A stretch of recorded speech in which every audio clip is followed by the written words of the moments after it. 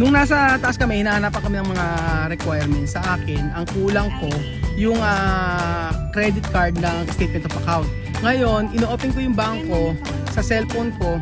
Ang problema ay hindi ma-open kasi nga si Kat ang may access nung lahat na yon. Ngayon, nag-lock siya. So, ang sabi nga nun, nasa SM Aura po kami mga amigo, nag-a-appor po kami. I-explain ko po sa inyo ano yung nangyari. Sa building. Nag-a-appor si... Yan. Bilisan nyo. 15 minutes madam, 15 minutes.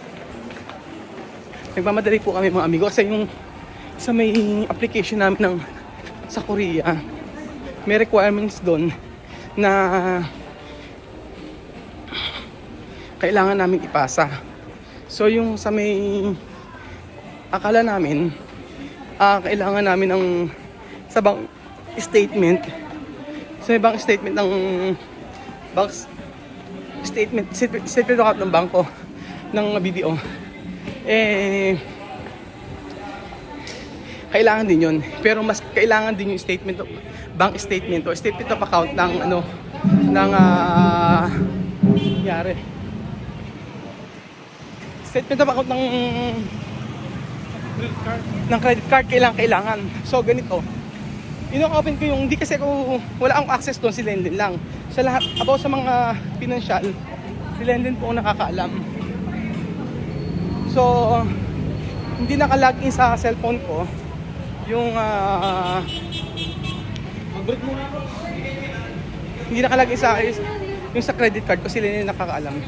So, ginawa namin, inopen ko yung sa may bangko ko, sa may BDO. Kaso ang problema, taas lang tayo.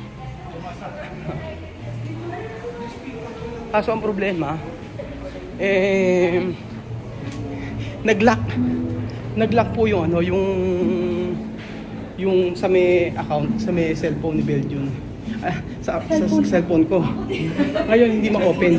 Ang kailangan ko, may 10 minutes pa tayo. 10 minutes pa. Takbo kami. Nakakahingal. Cardio workout. Gutom ka na. Wala ka pang... Putla na ako. Wala akong magahan. Wala pa kayong magahan. Ang magahan ng kape natin. Ano ba po yun? 9. So ayan po, ganito po mga amigo. Sa taas, gusto na yung screenshot po ng statement of account ng credit card, hindi po nila ina-accept. Ang gusto po nila yung mismong i-print. So, hindi namin ma-print sa cellphone, walang option na print. So, tumawag ako doon sa may branch sa may mismong BDO. Teka lang, ipapasa lang namin. Explain ko sa inyo. Andiyan na. Saan lang tayo. Oo. Wala naman na, okay na. Yung passbook mo tsaka yung... Passbook lang. Na. Tsaka may pata ha. Kumusta naman yung outfit ni Chamami? Ang K-pop.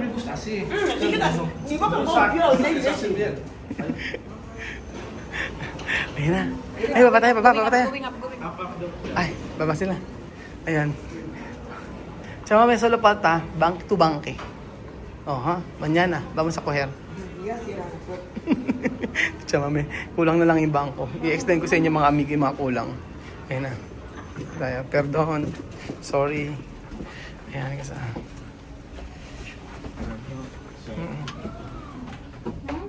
Saan tayo? Sumasakit ang ulo. Kakain pa ba tayo? Hindi na. Ha? Ano? Kakain na lang. Kakain tayo. Kakain tayo. Adicho, vamos a comer o no? Adicho, ¿cómo no comer? Chame, ¿por qué tú guapa? Ganda, Chame. Yo siento hambre, por eso estoy guapa. Ganda, Chame, oh. Ano tayo? Lumasayaw pa. Namumroblema na. Kawa. Sumayaw daw ba siya?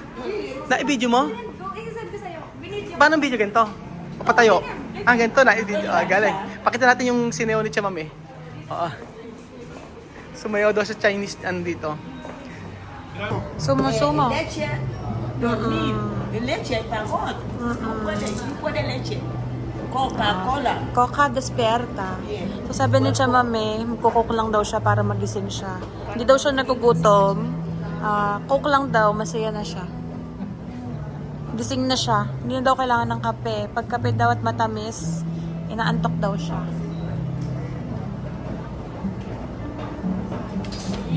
Okay.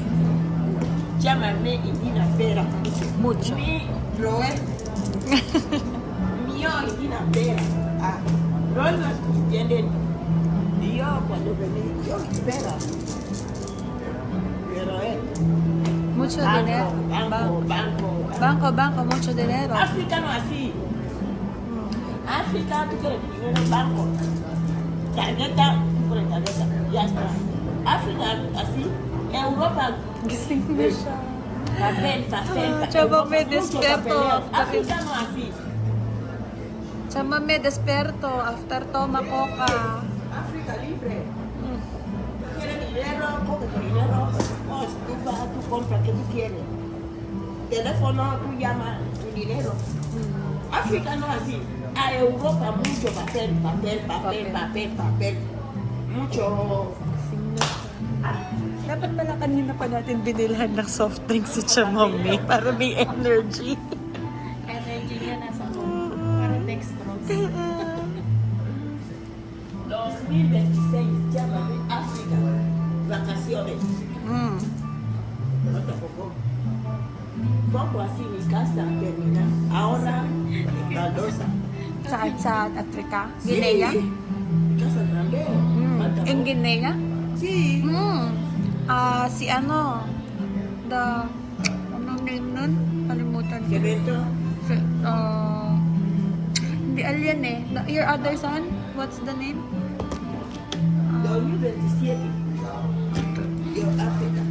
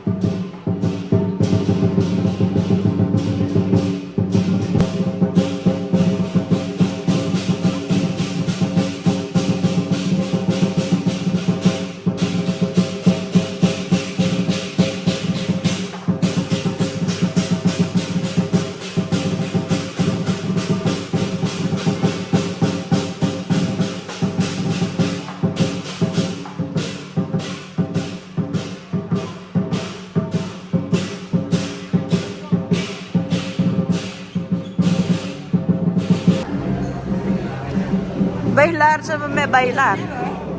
Mucho dinero. Mucho dinero coger, chamame.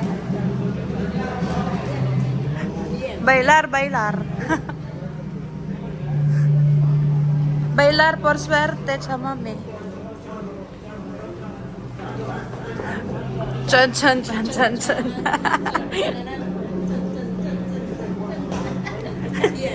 Yeah, bien, está bien.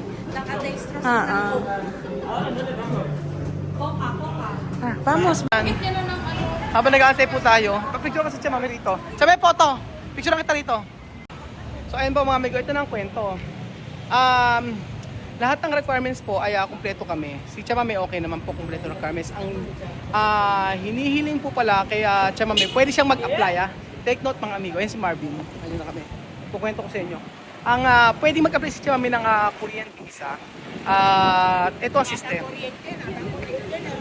Natutuwa ako mga amigo kasi marami kong kwento sa inyo. Antayin niyo po. Marami kong kwento sa inyo. Kasi ganito, napakabait ng Lord. Sabi ko sa inyo, kukwento ko sa inyo.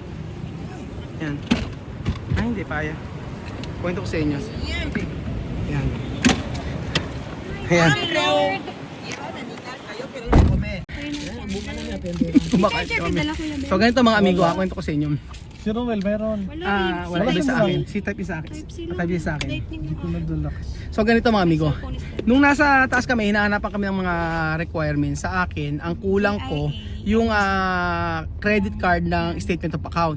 Ngayon, ino-open ko yung bangko sa cellphone ko. Ang problema ay hindi ma-open kasi nga si Kat ang may access nung lahat na yon. Ngayon, nag-lock siya.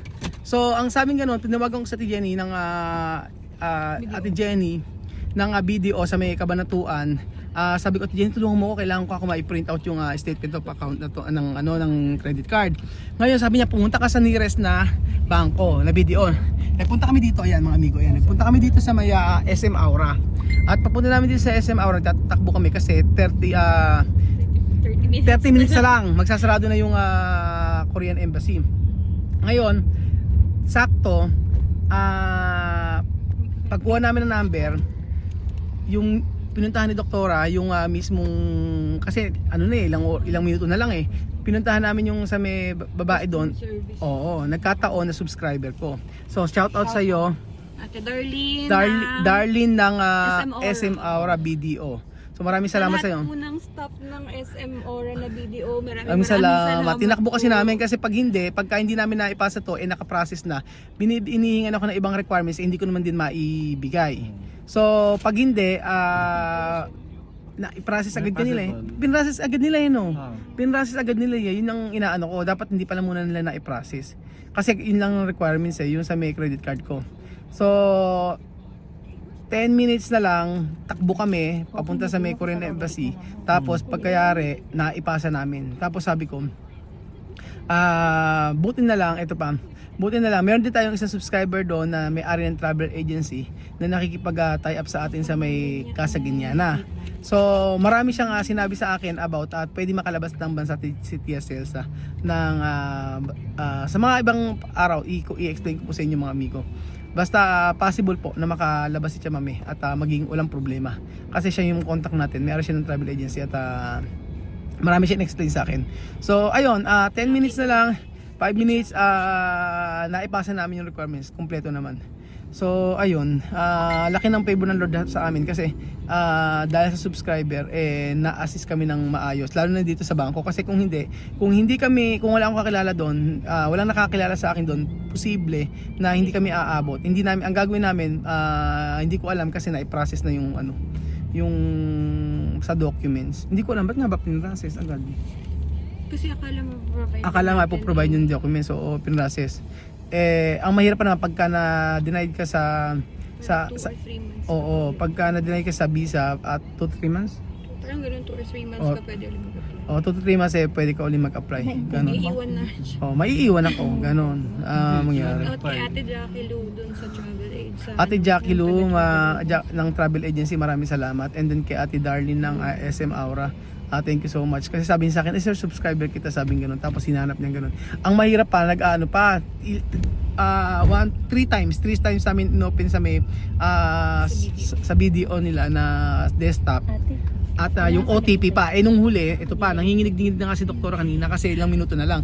Nung OTP, tinatawag ko si Lenlin kasi yung OTP na kay Lenlin isesend sa number niya. Kasi nga hindi naman ala akong access tinatawag ko si Lenlin, hindi sumasagot. Abay pagkayari nung huling-huli, nasumag ko si Lenlin, sinend yung OTP, buti mabilis si doktora. Ayun, tapos sabay print doon, nasa may manager nila. Kung hindi talaga subscriber ko yun, sure po hindi kami makakakuha ng statement of statement of account ng credit card. Kaya maraming salamat sa iyo at darling. At yun, iba, mula umaga wala pa po kaming kain, yun ang totoo mga amigo. Wala pa kaming kain at ngayon pa lang kami kakain. So dahil dyan, asa ng Itolyokin? Kailangan kumain ng Itolyokin, deserve ko to. Deserve namin kumain ng marami ngayong araw. Kasi mula umaga, wala pa po kaming kain. Ang kain lang po namin laway. Yun lang po ang totoo. Laway lang. Panghayan ako. Sige, ganun. Anong gagawin natin? Naku, salamat po mga amigo. Maraming salamat po muli sa lahat ng subscriber natin na tumulong sa atin ngayong araw. Ibang experience ito sa pagkuha ng ibang experience. Si Kuya Betty nagreklamo at gutom na.